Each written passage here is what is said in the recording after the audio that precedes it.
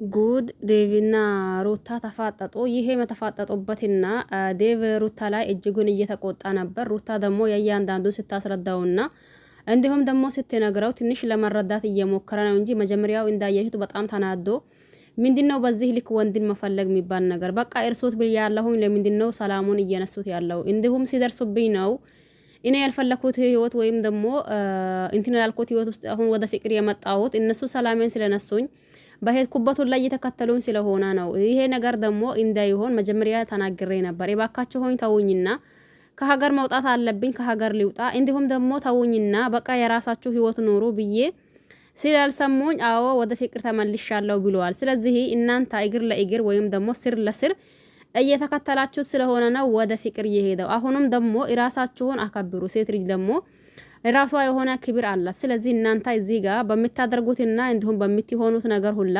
ክብራችሁን እያጣችሁ ነው ሲል ተናግሮ ነበር። ለማንኛውም ይሄን ቪዲዮ እስከ መጨረሻ ድረስ በማዳመጥና በመስማት ሀሳብ አስተያየት ካላችሁ ሀሳባችሁን አስተያየታችሁን ማስቀመጥ ትችላላችሁ። ሰላም አለይኩም ወራህመቱላሂ ወበረካቱሁ። ወድና ተከበራችሁ ወድ ቤተሰቦቼ በሙሉ ሀባይብ እንዴት ናችሁ? ደህና ናችሁ ወይ? እኔ ደህና ነኝ አልሐምዱሊላህ። እናንተስ እንዴት ናችሁ? ሁላችሁንም ሰላም ብያለሁኝ። በያላችሁበት ሰላማችሁ ይብዛልኝ እያልኩኝ መጥቼላችኋለሁኝ። ሲመጣ ምን መሰላችሁ? ሰሞኑን የእያንዳንዱ ነገር ግልጽና ግልጽ ታውቁታላችሁ፣ እናውቀዋለን። ነገር ግን ያም ሆኖ ትላንት አብርሽ ልጁን ይዞ ከቤት ወጥቶ ነበር። ሩታ እግር ለእግር ተከትላ ልጇን ወስዳለች። አሁን ደግሞ ዴቭ የመጣበት ዋነኛው አንደኛው ምክንያት ምንድነው? በዚህ ልክ የምትከተሉት እባካችሁን በቃ ተውትና የራሱን ህይወት ይኑር። እናንተም የራሳችሁን ህይወት ኑሩ። አልሆነም ደግሞ እናንተ በዚህ ልክ ስትፈልጉት ልጁ የተፈላጊነት ስሜት እየተሰማው እናንተ ላይ ያልሆነው ነገር ለማድረግ እየሞከረ ነው። ይሄም ነገር የመጣው ደግሞ ፍቅር የመጣችበት ምክንያት አንደኛው ተናግሯል። ይሄም ደግሞ ሲናገር ሁላችንም ግልጽ በሆነና እንዲሁም ደግሞ ግልጽ የሆነ ነገር ተናግሮናል። ይሄም ማለት ደግሞ እንዴት መሰላችሁ? እናንተ በሚታደርጉትና እናንተ እሱን በሚትፈልጉት ልክ እሱ ደግሞ ምላሹን እየሰጣችሁ ነው።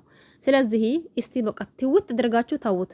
ከዛን ደግሞ ወደ አንቺም ይሁን ወደ ሄርሜላ ይመለሳል በራሱ ጊዜ እየለመናችሁ።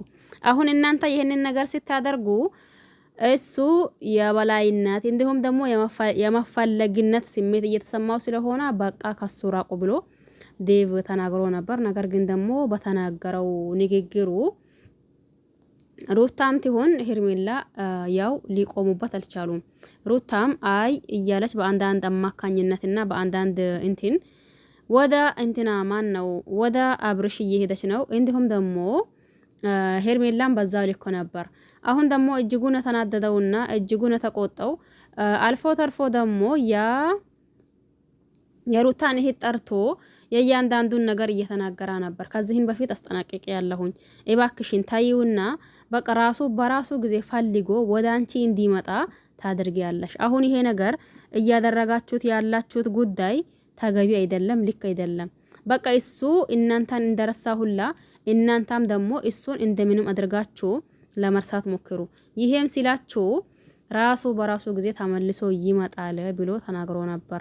ነገር ግን ትላንት ሩታ ልጇን መጥቶ በወሰደበት ሩታ ደግሞ ልጄን እንኳን ከማንም እንድታስተዋውቀው ቀርቶ ለራስህም ደግሞ ህግ በፈቀደው መልክ እንጂ ዝም ብላህ ወይም ደግሞ ዘው ብላህ እኔ ቤት ግብት ብላህ ልጅ አለኝ ብላህ አንስታ የምትሄድበት ነገር የለም። ስለዚህ እባክህን እኔንም ተዋኝ፣ አንተም ደግሞ ይራፍ።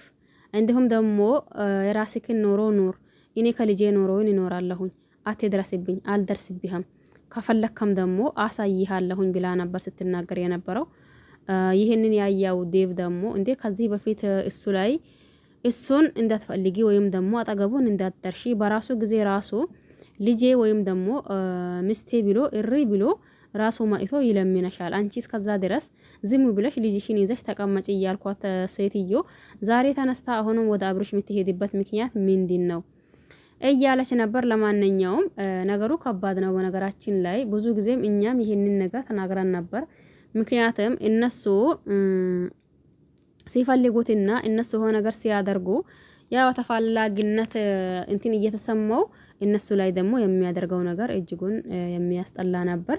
ዞሮ ለማንኛውም አሁንም አብርሽ ቢስተካከልና እንዲሁም ደግሞ ከሩታ ወይም ደግሞ ከሄርሜላ አርፎ ቢቀመጥ ተገቢ ነው ብዬ አስባለሁኝ።